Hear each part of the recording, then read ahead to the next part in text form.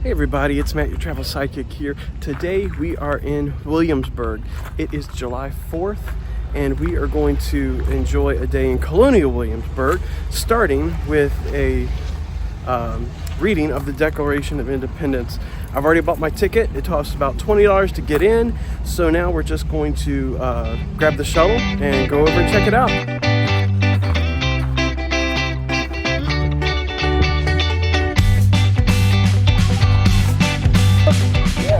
Today, my friends, is the millennium, and I do not offer you that in any sort of hyperbolic sense. I'm not exaggerating one iota.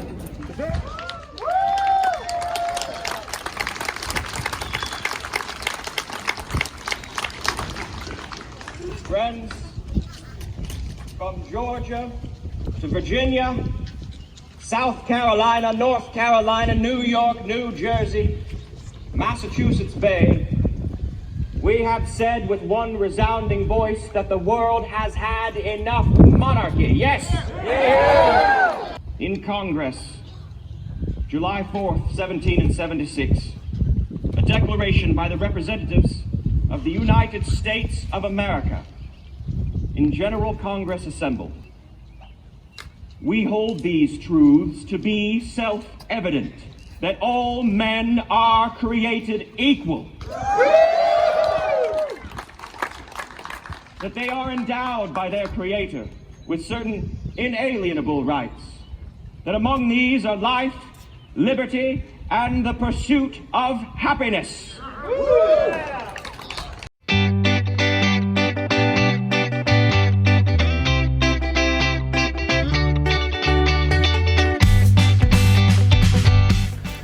All right, after the walk down the street there, we are actually heading now to the Governor's Palace. That's one of the things that's open today because we're still currently in the pandemic with the COVID-19. So not everything's open here, but we are going to check out the Governor's Palace. So this will be my first time in there, so can't wait to check it out. So we're starting off in the Governor's Palace garden.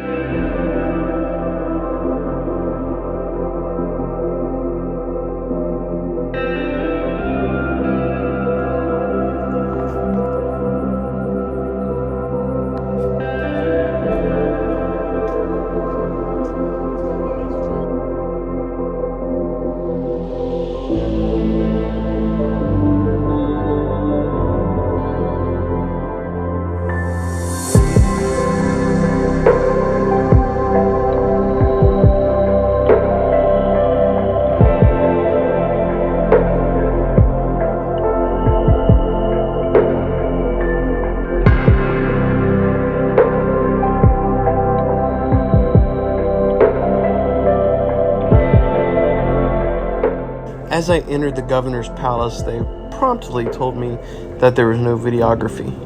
So here are some pics.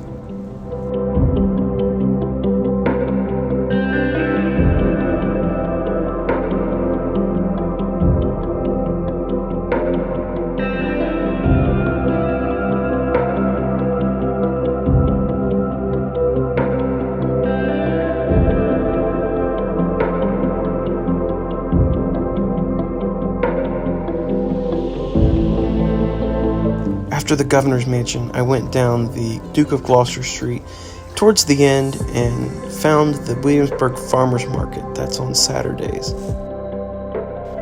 and took a little stroll over to William and Mary.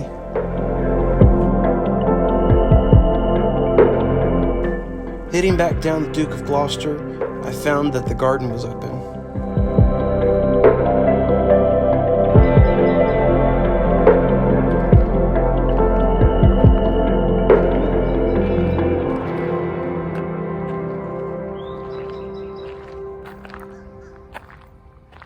The fun thing about Colonial Williamsburg is to see the carriages and the horses going up and down the street, and all of the people that are dressed in the colonial style clothing and their willingness to teach you how they did things back in the colonial days.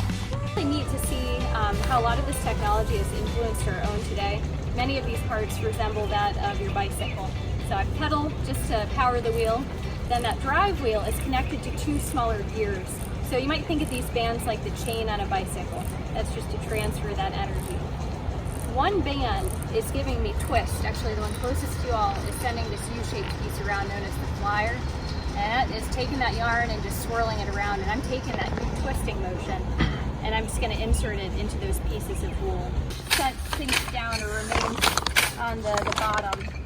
That essentially does the over and under work for me. If you've done weaving before, maybe you've physically gone over and under one at a time. This allows me with the flick of my wrist to send the shuttle through, deposit 1 yarn in its trail, and build up my fabric at a pace of about 1 yard an hour.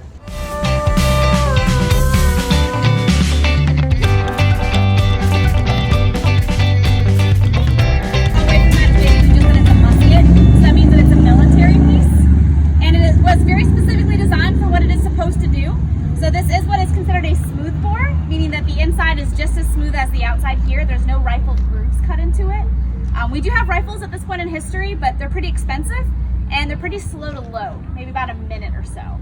Something like this was actually designed to be loaded and fired within about 12 to 15 seconds. And obviously, you know, it is 1 shot per pull of the trigger basically. So you're loading that every single time you want to shoot it off. This is also what's called a flintlock, meaning that that's actually where we're getting our ignition source from, is a piece of flint striking a piece of steel, creating a spark that then sort of moves inside the barrel and ignites that main charge. They're doing the same work as all the other blacksmiths. They were technically skilled laborers, but they weren't getting paid. The person they were renting out from would be the ones who would be receiving their wages.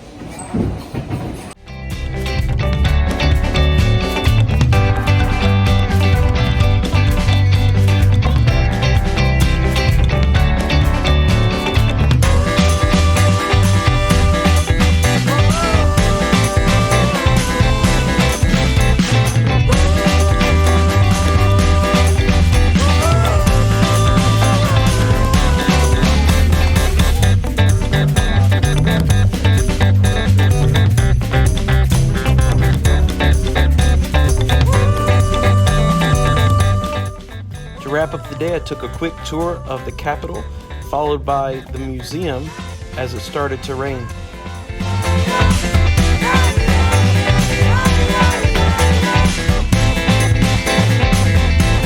Day 2 of Williamsburg found us at the Jamestown settlement and the archaeological dig.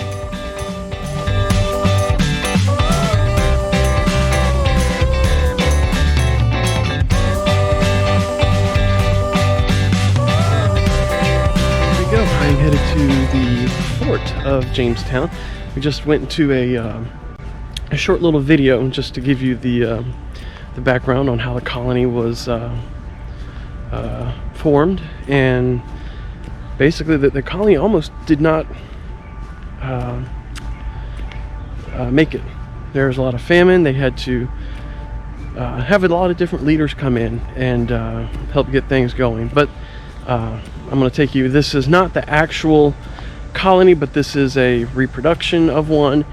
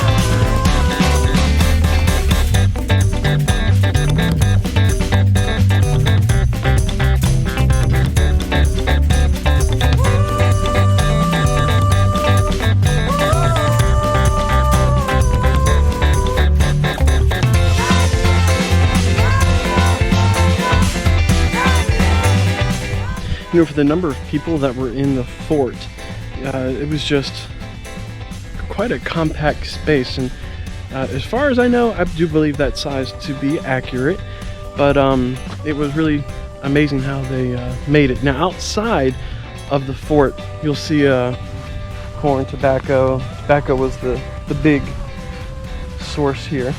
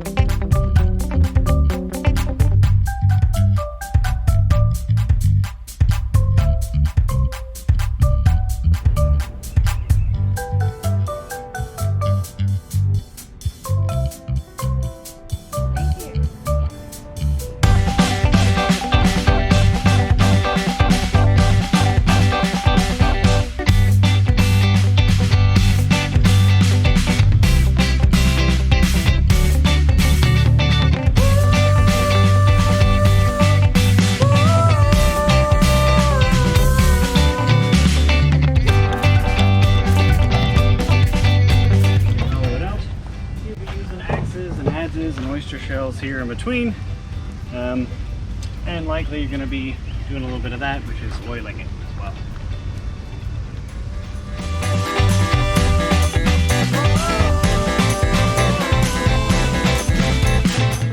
Shows you what the Indian reservations will look like. So it's pretty neat to see how they live and how they have how they made canoes out of trees and just the logging and the stuff that they did. The teepees that they lived in. It's a really neat thing to experience. I just came out of the museum that they have in there. It takes you on well, they wouldn't allow any photography or videography, so I just have to give you a quick summary. They give you an awesome timeline from 1600, before the English arrived at Jamestown, and takes you through, I believe it's early 1700s. If you come here, I highly recommend spending some time in there.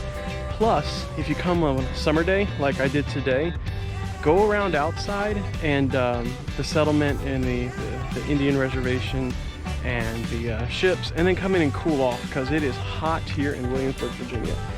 All right, I have arrived here at the historic Jamestown. So I actually hear there are archaeologists digging on site as we speak, so we'll get to see the original fort. Things are a little bit different. Some things are closed because of the COVID-19 pandemic, but at least some stuff is still open. Now, I should have brought a hat. If I remember correctly, there's not a lot of shade here, so when you come, bring some bottled water and I would say some hat or something, because especially if you come in on a summer day, because it gets mighty hot here in Virginia.